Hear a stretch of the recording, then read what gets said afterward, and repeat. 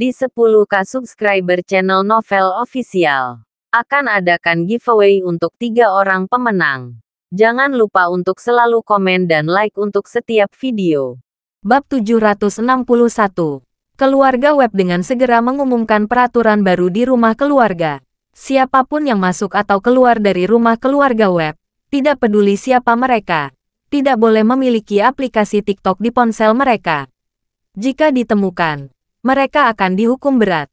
Tentu saja, keluarga web akan patuh mengikuti aturan keluarga. Apalagi di aplikasi TikTok ada video yang menghina keluarga mereka. Bahkan jika ada yang meminta mereka untuk menontonnya, mereka tidak akan mau menontonnya. Namun, berbeda dengan semua pelayan yang bekerja untuk keluarga, mereka mengeluh. Mereka hanya bekerja di rumah keluarga web.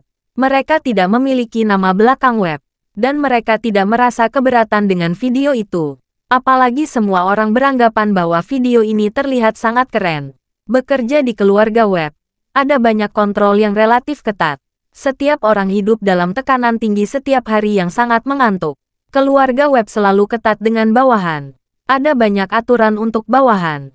Bahkan di setiap kesempatan mereka sering dipukul, dimarahi, dan bahkan dihukum berat. Jadi, saat mereka melihat banyak orang memarahi keluarga web di TikTok sekarang, mereka menganggap itu sangat keren. Ketika Donald dan Sean dirawat karena trauma lutut, Kian mundur dari ruang konsultasi karena tidak tega melihat lutut mereka yang berdarah. Pada saat ini, Kian merasa sangat kontradiktif di hatinya. Sebelum hari ini, dia hidup dalam kesakitan sepanjang waktu. Tuan muda kedua yang diusulkan dari keluarga web harus makan kotoran setiap jam, yang membuat orang-orang di seluruh negeri tertawa terbahak-bahak dan membuatnya sengsara. Terutama ketika dia sadar setiap kali setelah makan kotoran, dia sangat kesakitan. Namun, baru saja, melihat bagaimana ayah dan saudara laki-lakinya patah kaki, dia merasa jauh lebih santai. Rasanya aneh, tapi juga realistis. Sebelumnya dia merasa hanya satu-satunya orang yang melirik. Dia merasa sangat sempit dan bingung. Tapi sekarang, ada 2 orang lagi yang melirik. Rasa cemasnya menjadi berkurang. Merasa santai sebentar, Kian ingin minum 2 gelas. Villa keluarga web menempati area yang luas, seperti istananya sendiri. Bukan hanya tempat tinggal, tetapi juga ada tempat medis, kebugaran, rekreasi, dan hiburan. Kian meninggalkan ruang konsultasi dokter dan langsung ke bar. Saat melewati pintu kamar mandi yang khusus digunakan oleh para pelayan, dia tiba-tiba mendengar suara yang familiar di dalam. Setelah mendengarkan dengan seksama, Kian tidak bisa menahan amarahnya. Ada seseorang di kamar mandi ini, yang sedang mendengarkan percakapan Cain dan Markus di TikTok. Dia sangat kebetulan mendengar bagian saat ayah dan anak keluarga Lloyd mengejeknya karena makan kotoran. Kian langsung marah. Sial, semua orang sudah tahu tidak diizinkan mengunduh TikTok di keluarga ini. Mengapa masih ada yang menonton video ini diam-diam? Benar-benar mencari kematian. Kian langsung menerjang pintu kamar mandi hingga terbuka. Ada seorang pria parubaya berusia 40-an duduk di toilet. Kian mengenalnya. Dia adalah salah satu pengemudi keluarga web. Pria ini tidak pernah menyangka bahwa tuan muda kedua akan tiba-tiba mendobrak pintu. Dia masih memegang ponsel dan menyimak pembicaraan Cain dan Markus di TikTok. Kian memarahinya. Kamu berani melanggar aturan menonton video seperti ini. Apakah kamu mencari kematian? Aku akan membunuhmu bajingan. Bab 762. Sean langsung meninju dan menendang pengemudi itu. Pengilang itu menghina dan diteriaki.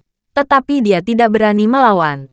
Dia hanya bisa merentangkan tangannya untuk memblokirnya. Sampai akhirnya, dia tidak bisa menahannya lagi. Kian memarahi. Pelacur, mau kemana kamu? Aku harus mematahkan kakimu sekarang. Sean akan mengejarnya. Ketika dia tiba-tiba merasa pusing di otaknya. Pada saat ini, Kian meratakan jantungnya. Waktunya tiba. Dia tahu bahwa dia akan makan. Segera setelah itu, Kian kehilangan kesadarannya dalam sekejap. Pemandangannya pada kotoran yang ditinggalkan pengemudi di toilet. Beberapa pelayan melihat pengemudi berlari keluar dari kamar mandi dengan celananya. Mereka bertanya-tanya apa yang terjadi. Ketika mereka pergi ke kamar mandi, mereka melihat Kian berjongkok di depan toilet dan sedang makan. Dan mereka muntah satu persatu. Salah satu dari mereka buru-buru berteriak, "Cepat, cepat dan hentikan tuan muda kedua. Makanannya harus disterilkan dengan suhu tinggi dalam pressure cooker. Makanan segar semacam ini tidak boleh dimakan begitu saja. Itu akan membuatnya sakit." Sambil muntah, sambil menyeret Qian keluar dari kamar mandi. Qian yang tidak sadar diri tidak mengenali 6 orang pelayan itu. Melihat mereka ingin berhenti menikmati makanan, dia langsung marah. "Bajingan, biarkan aku makan dengan cepat, atau aku akan membunuhmu." Saat Sean berteriak, bau dari mulut tidak ada pitanya. Qian menyemburkan bau busuk dengan sisa-sisa sampah dari mulut ke wajah mereka. Tentu saja mereka tidak tahan. Ketika orang lain melihat ada yang tidak beres, mereka menggalinya. Seorang pelayan yang memeluk Qian sambil berteriak keras, "Pergi dan sterilkan makanan di lemari bertekanan tinggi untuk tuan muda. Cepat!" Oh. Pria itu dengan cepat menoleh dan berlari kembali. Semua orang tahu bahwa ketika Qian mengalami kejang, dia tidak mungkin menyerah sebelum dia kenyang. Jadi dia harus memberikan camilan yang telah disterilkan. Kejadian Qian mengalami serangan mendadak, dan memakan kotoran seorang pengemudi di kamar mandi. Keluarga Webb dalam kekacauan lagi. Pada saat ini, di Aurus Hill, kabut di tengah malam secara bertahap melompati kota kuno ini. 10 kendaraan komersial 7 kursi dengan cepat melaju ke kota Aurus Hill dan berhenti di pintu rumah Cain. 10 mobil ini penuh dengan orang, dan mereka secara khusus dikirim dari Sudbury untuk membunuh Cain dan Markus. 70 orang ini mengelilingi rumah Cain. Mereka masuk, dan mereka menemukan rumah itu kosong. Pemimpin mereka memukuli dadanya dan berkata, "Sial, ayah dan anak anjing itu telah melarikan diri. Bos, apa yang harus dilakukan?" Pria itu berkata dengan sedih, "Jika kita telah membunuh mereka berdua, kita bisa melapor Tuan Webb. Tetapi target kita tidak ada di rumah dan mereka bisa berada di mana saja. Ada jutaan orang di Aurus Hill, dan kita 70 orang harus mencari kemana. Lalu apa yang harus kita lakukan?" Pihak lain bertanya, "Mengapa kamu tidak menghubungi Tuan Webb dulu? Laporkan. Cain dan Markus sudah melarikan diri, sehingga kita tidak bisa membunuhnya. Jangan sampai Tuan Webb menyalahkan kita. Itu akan merepotkan." Ya, pemimpin itu segera menghubungi Donald. Donald baru saja menangani cedera di lututnya, dan menunggu sendi lutut khusus tiba sebelum melakukan operasi transplantasi. Dia tiba-tiba menerima telepon dan segera menjawab panggilan. "Apakah kalian sudah membunuh 2 bajingan Cain dan Markus?" "Tuan Webb," pemimpin kelompok itu berkata dengan enggan. "Tuan Webb, rumah Cain sudah kosong. Saya melihatnya sendiri. Pasti mereka sudah berkemas dan pergi. Masih banyak barang di rumah yang mereka tinggalkan. Saya perkirakan mereka telah kabur 2 atau 3 jam lalu." Sial, ketika Donald mendengar ini, dia sangat marah dan berkata, "Temukan untukku. Bahkan jika kamu harus pergi ke ujung bumi, kamu harus menemukan 2 bajingan itu dan membunuh mereka." Bab 763. 70 orang dari Sudbury menyisir seluruh sudut kota Aurus Hill. Namun, tidak ada satu petunjuk pun terkait Cain dan Markus. Faktanya, keluarga Lloyd saat ini telah meninggalkan Aurus Hill dan berlari ke utara dalam kegelapan. Sangat mudah untuk menangkap ikan di akuarium, tetapi sangat sulit untuk menemukan ikan ini di danau. Dalam kegelapan malam, Markus mengendarai sedan mewah Mercedes-Benz. Ponsel Cain berdering. Orang yang menelepon adalah tetangga Cain. Keduanya memiliki hubungan yang baik dan sering pergi makan, minum, dan bersenang-senang bersama. Sebelum Cain pergi, dia bertanya dan meminta untuk membantu mengamati situasi rumahnya. Jadi sekarang dia menelepon, dan Cain bisa menebak pasti ada sesuatu di rumah. Benar saja. Begitu dia menjawab telepon, pihak lain menyampaikan suaranya dan berkata, "Cain, puluhan orang datang ke rumahmu dan sekitarnya." Mereka masuk, puluhan orang. Cain berseru dan berkata, "Bagaimana situasinya sekarang?" Baru saja mereka keluar dan pergi. Pihak lain berkata, "Sepertinya dia akan menyerah."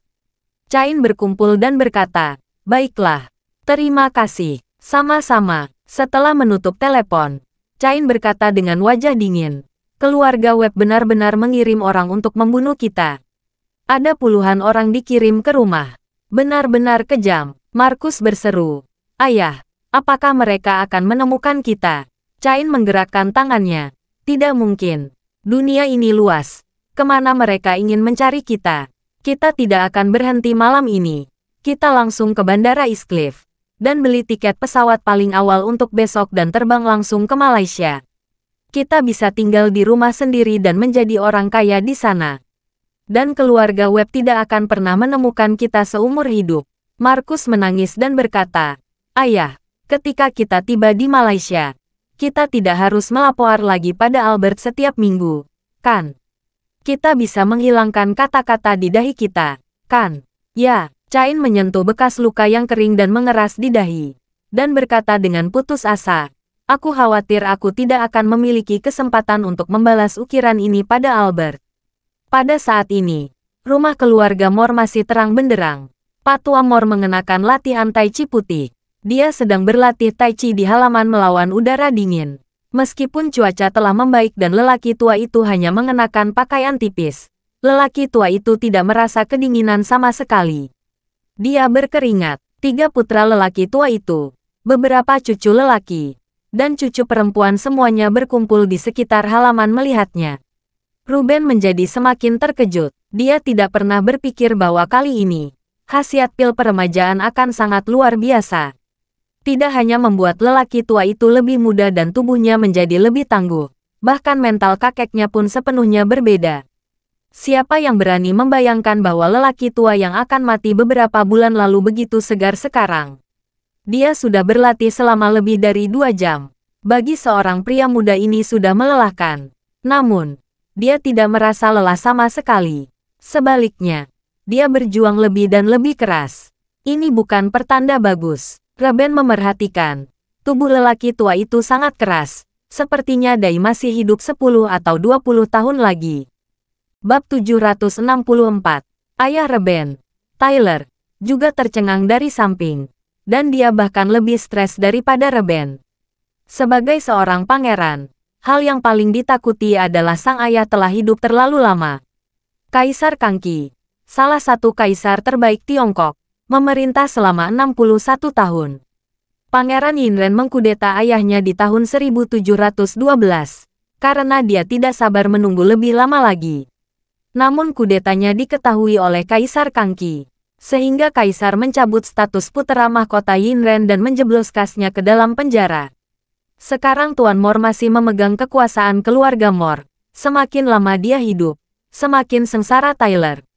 Jika dia hidup lebih dari 10 tahun dan dia akan berusia 70-an dan 80-an.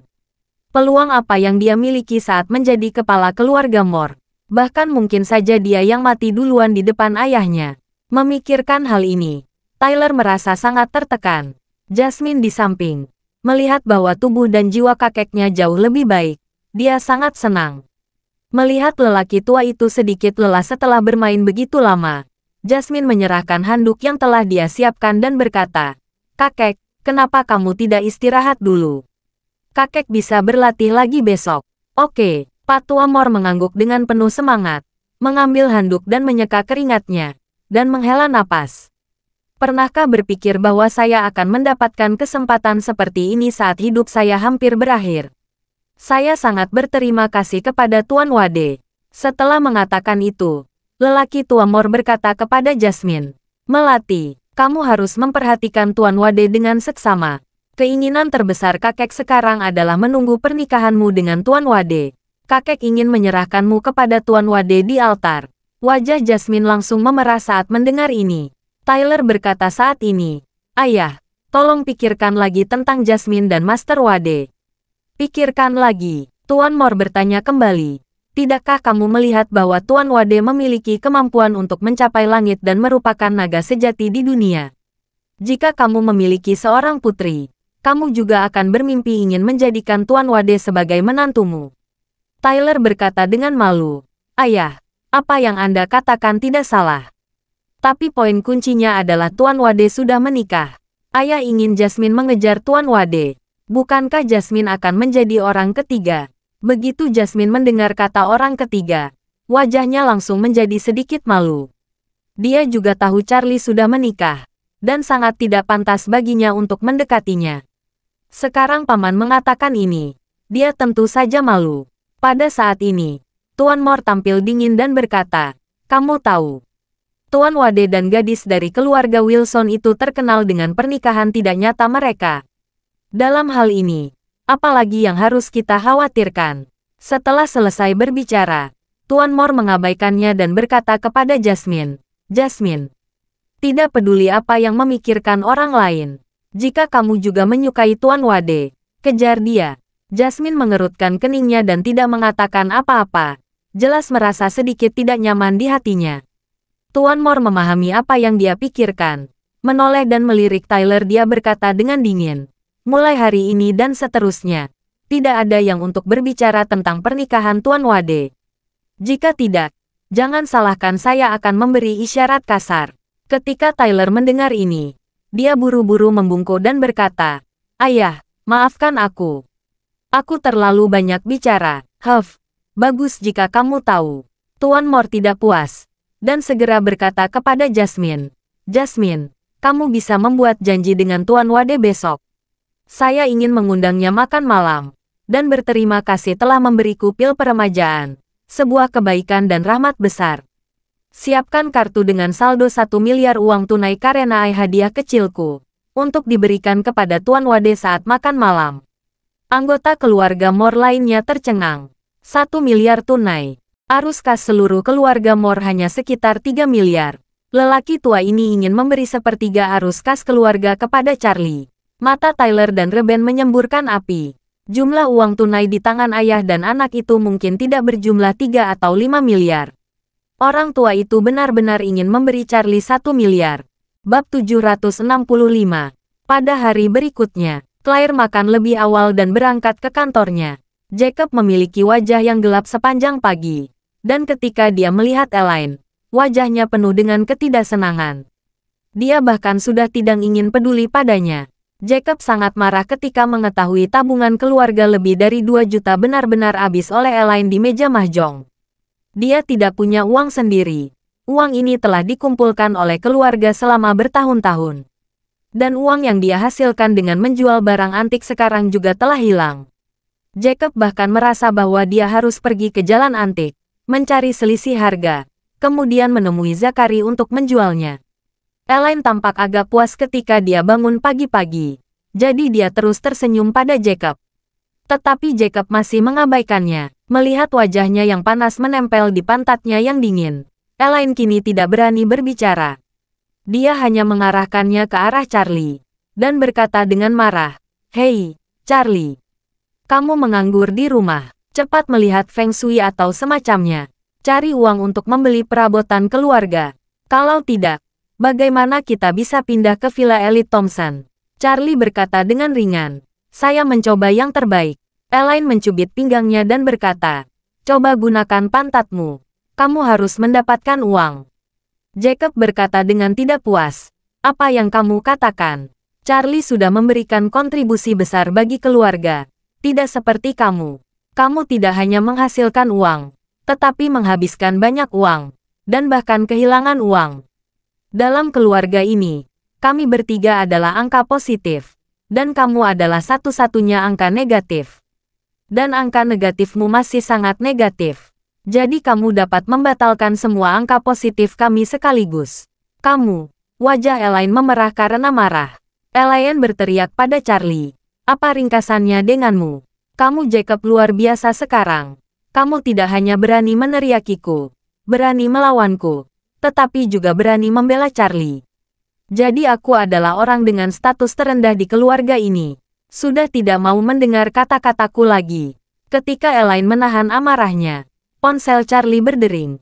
Itu Jasmine yang menelepon. Ketika panggilan terhubung, Jasmine dengan hormat berkata di ujung yang lain, "Tuan Wade, apakah Anda sibuk?" Charlie sedikit tersenyum. "Aku tidak sibuk. Ada apa?" "Bagus," Jasmine berkata. "Kakek sangat berterima kasih atas pil peremajaan. Kakek ingin mengundang Anda makan malam. Apakah Anda punya waktu?" Charlie tersenyum dan berkata, "Bukankah kita baru saja bertemu kemarin?" Jasmine berkata, "Kemarin adalah pesta ulang tahun. Hari ini kakek ingin mengundang Anda makan bersama sendirian. Apakah Anda punya waktu?" Charlie berpikir dan bertanya, "Jam berapa?" Jasmine buru-buru berkata, "Itu tergantung pada waktu yang nyaman untukmu." Charlie berkata, "Kalau begitu siang." "Oke." Jasmine buru-buru berkata, "Saya meminta Albert untuk menyiapkan Heaven Spring lebih cepat dari jadwal. Kami menunggumu di ruang berlian siang hari." Charlie bersenandung dan berkata, "Sampai jumpa nanti siang." "Oke, Tuan Wade. Sampai ketemu nanti siang." Setelah menutup telepon, Charlie berkata kepada Elaine dan Jacob, "Ayah, Ibu. Ada sesuatu yang harus saya lakukan siang hari. Saya tidak bisa memasak di rumah. Kalian berdua bisa pergi makan atau memesan makanan untuk dibawa pulang." Elaine berkata, "Apa? Meminta kami pergi makan dan memesan makanan untuk dibawa pulang? Kamu sudah hebat sekarang. Sudah tidak mau memasaknya." Charlie berkata dengan ringan, "Seorang klien meminta saya untuk pergi berdiskusi tentang Feng Shui. Dan dia adalah bos besar yang sangat kaya." Terima kasih sudah mendengarkan cerita novel Pesona Pujaan Hati. Sampai jumpa di novel selanjutnya.